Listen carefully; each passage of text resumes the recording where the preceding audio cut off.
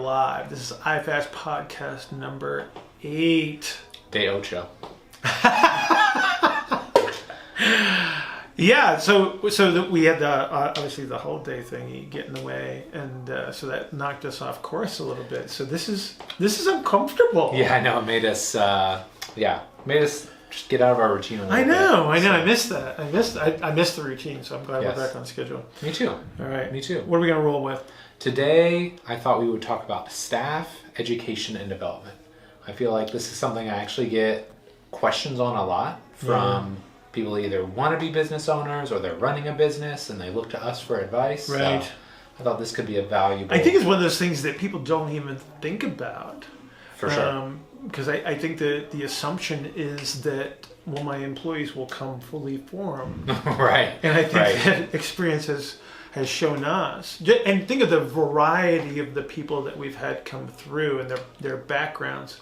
Yep. And then how valuable having some, not just standards of behavior, but just sort of like the standards of execution. Yes. That becomes so important, and because just the personalities, everything just comes into play. Yeah, well, the personalities, and then the thing that I think about too is just the evolution of the business.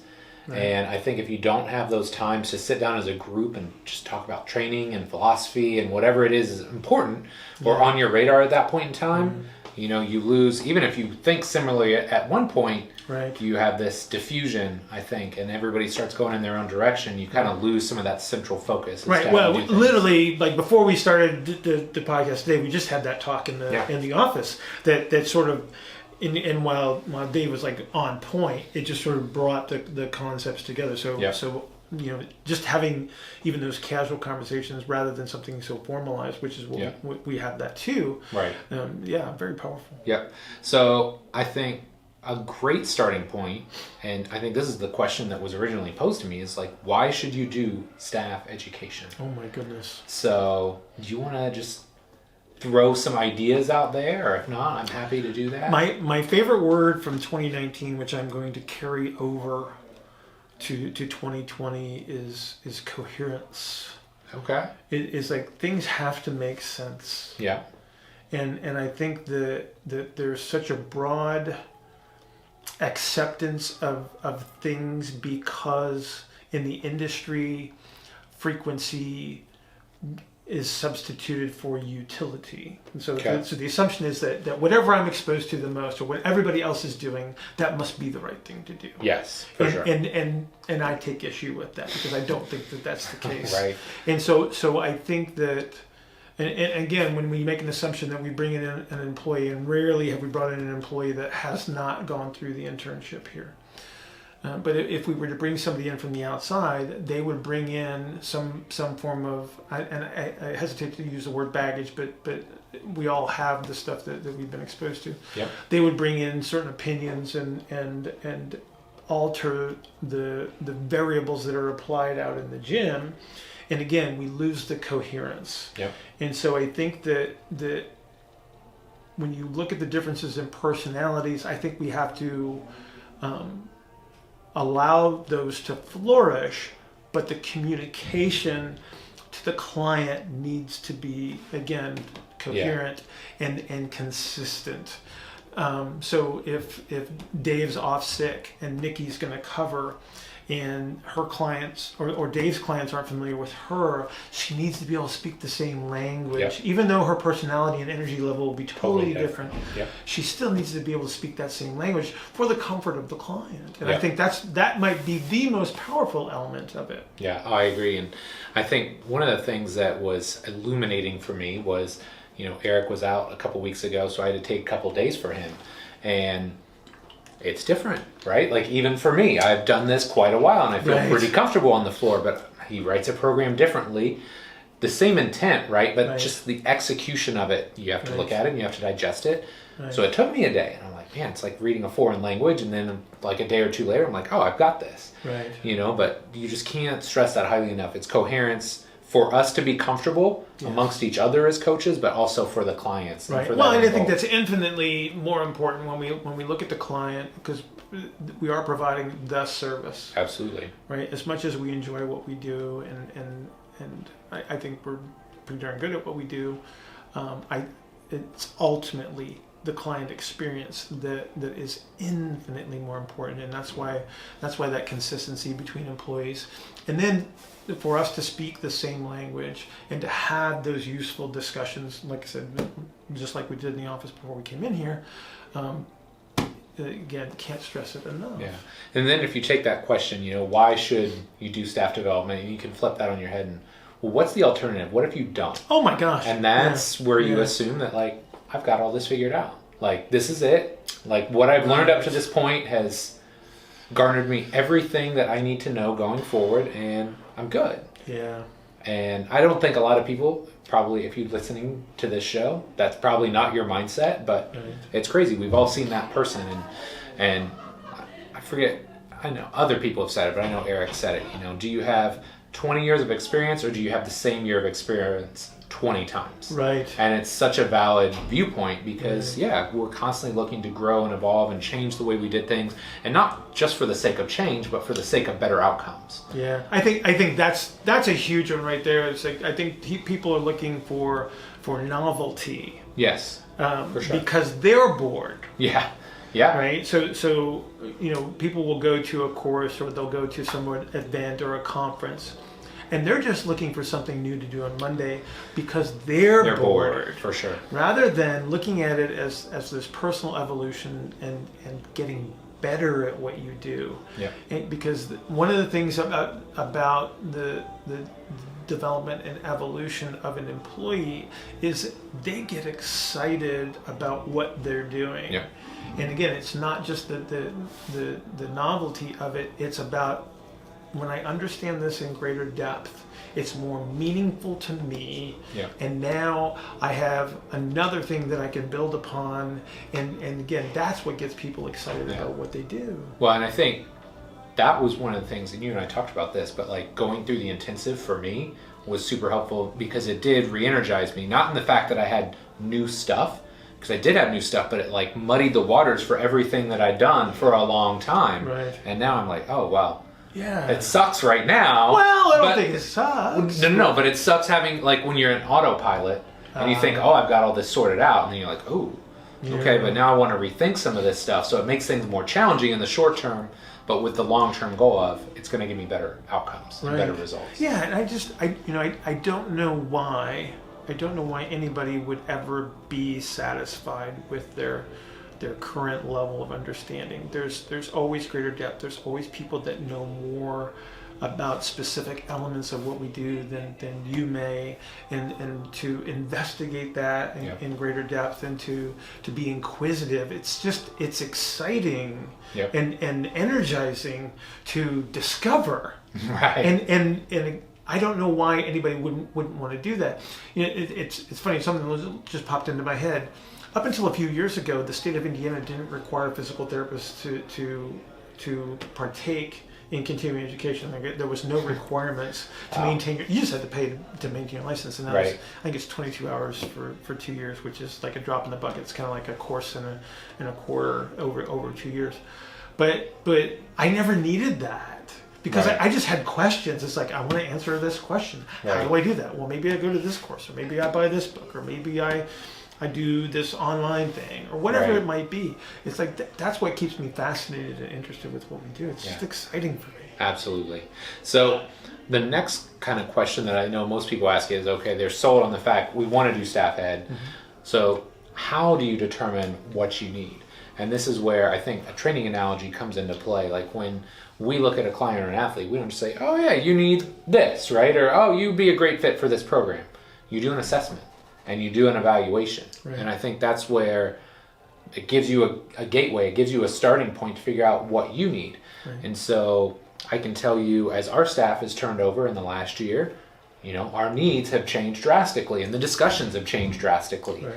It's not Ty and Jay and Lance and Tony, and we're not talking about VBT, or we're not talking maybe different types of plyometrics and stuff as much now. It's like, hey, let's walk through breathing, let's walk through compression and expansion, and let's talk about different positions. Right. So I think that's the starting point, is you don't guess. It's just like a training program, right? You don't guess what somebody needs. You do an evaluation to figure out what you or what your team needs to get better. Right. You think about having that base level of understanding, and so this goes back to the communication element. We all want to have a similar representation or a similar model. I just use the term model most of the time.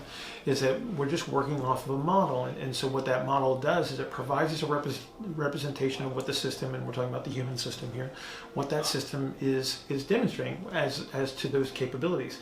And again, it's consistency of language, it's consistency of understanding, it's consistency of perspective that allows our staff this level of communication that makes everything run smoothly. In the case where, again, we have to replace somebody or we have to fill in for somebody, and so again, that becomes essential. But it also provides them something to build upon for themselves. Mm-hmm. For sure. And so people ask a lot of times, like, what do we do for staff education? Right. So I made like a short list, and I think the two that most people would assume are coaching, program design, like the anatomy, the physiology, some of the harder pieces of the puzzle. But I think some of the other things, and this is something that Pat and I talked quite a bit about when I went down there and hung out with him for a day, customer service. If you're running a business, how do you service your customers? What is your standard selling? And I know selling is such a dirty word, but a lot of times selling is communication. Right. And it's being able to communicate effectively what you do and how it's going to benefit your client or your athlete that walks in the door. So, I thought that was really something that was interesting because, again, newer staff now, and we've been meeting, I think, 3 times a week since September, which before it'd be like once a week. Right. And look, we're valuable to this too. Like there were times when we didn't meet for weeks or months at a time. Right. But we had entirely different staff at that point. We had a different staff, and we were also at a point where a lot of times it would just be, I have this question. Right. And we'd seek the person out, and then there's a conversation. Right.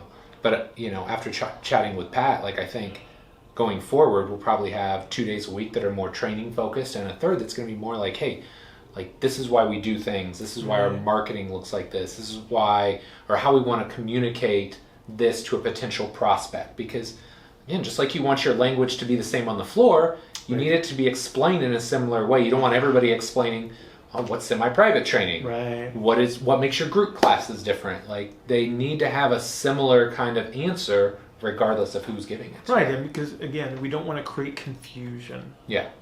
Especially for somebody that walks in for the first time. We need that consistency of message. And some people would say that it's their for some reason this USP is kind of like that, kind of like the unique selling proposition, or our mission statement, or something along those lines. And I don't know if it needs to be formalized. I think that's entirely up to you and what type of business that you're running. But again, it's the consistency of thought that is going to go into that, with the ultimate recipient being the customer. Yeah. So most people want to know, like, what does Con Ed or what does staff ed look like here? Mm-hmm. So I would say at this point in time, it's been this evolution where when we have interns, it's very fixed. Absolutely. It's kind of like week to week, this is what we're working on. We're working on breathing and anatomy. We're working on coaching the squat, coaching the hinge. It's kind of this linear progression to now where we do have an intern, but he's a little bit older, and it's a lot of staff development.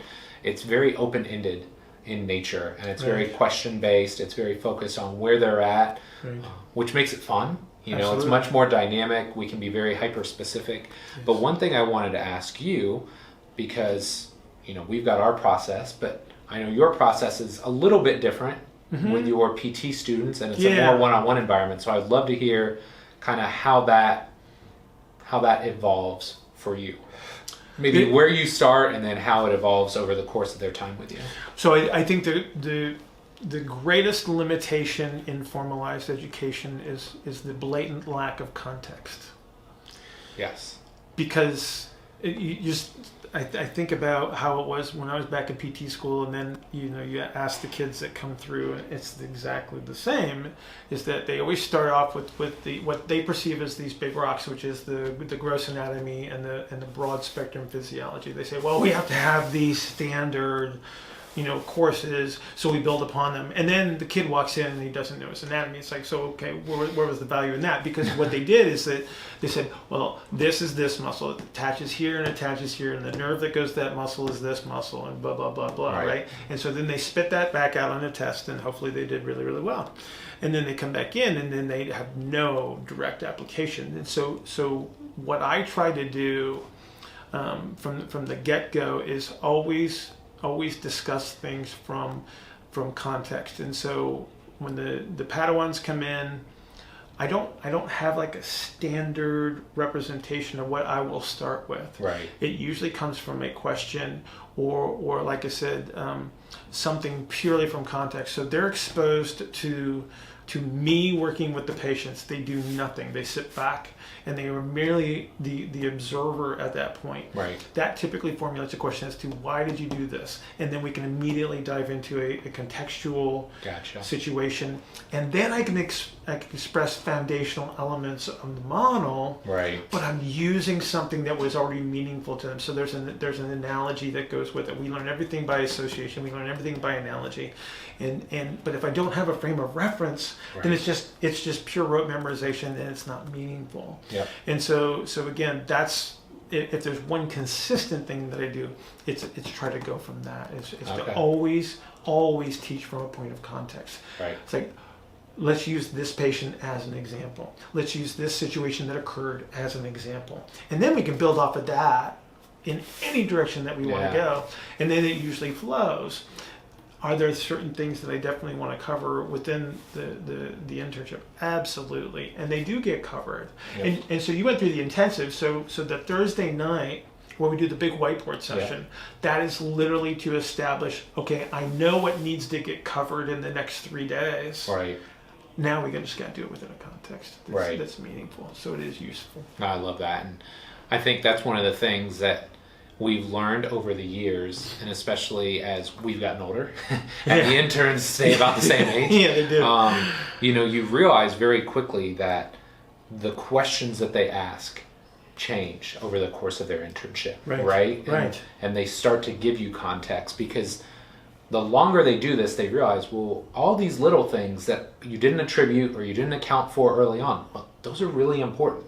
And that helps you explain, like our discussion just a few minutes ago. Hey, why was your right foot forward when you were rowing with both arms? You know? And then, well, now there is context and you better understand, versus somebody sees an Instagram video of you doing that. Right. And they're like, oh, well, Bill did that, so I'm going to do that. I'm going to do that on Monday with my next client. Yeah. Or every client. Right. Yeah, exactly. But it's just really helpful to have that, because now, it makes everything so much more applicable. Right. And again, we're always learning, and so we need the associations, and we need a framework that provides us that direct element of understanding that makes everything just a little bit easier to absorb and then easier to apply ultimately. Because there's so many things that you could think about that become important that it's just overwhelming. Yeah.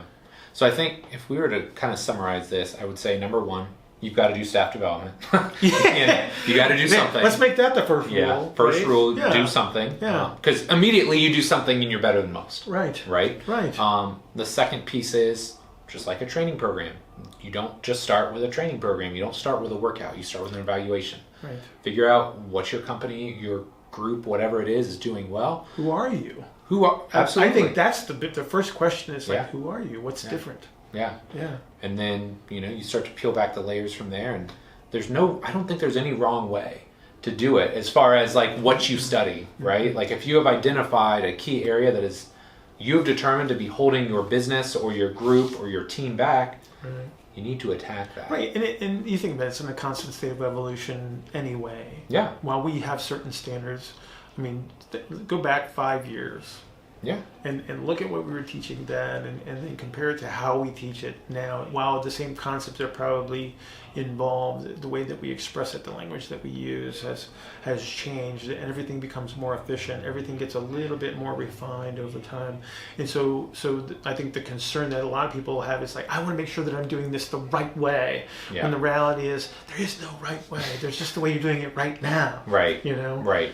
Yeah. And again, assuming there's only one right way also assumes that you have it all figured out. Right? So you've got it right. It's always going to be right. Man, like things change so quickly these days. Absolutely. It's always evolving. Absolutely. So that's really it. One thing I did want to mention that I'm excited about is bringing in some specially approved guests in the future. Yes. You know, I was just talking to my dentist today. Definitely not an every week thing, but you know, maybe like once a month, bringing somebody a little bit more local that we love and that we appreciate, and just learning more about their business, how we've interacted with them to kind of create this cohesive environment. And I think that'll be unique too, because it's going to give people kind of an insider's look as to it's not just IFAST. You know? Yeah, I think we're the hub of our universe, right? Right. But there's a lot of other pieces that are kind of surrounding us. Well, we can't be everything to everybody, and so there's people that we depend on that are cooperative.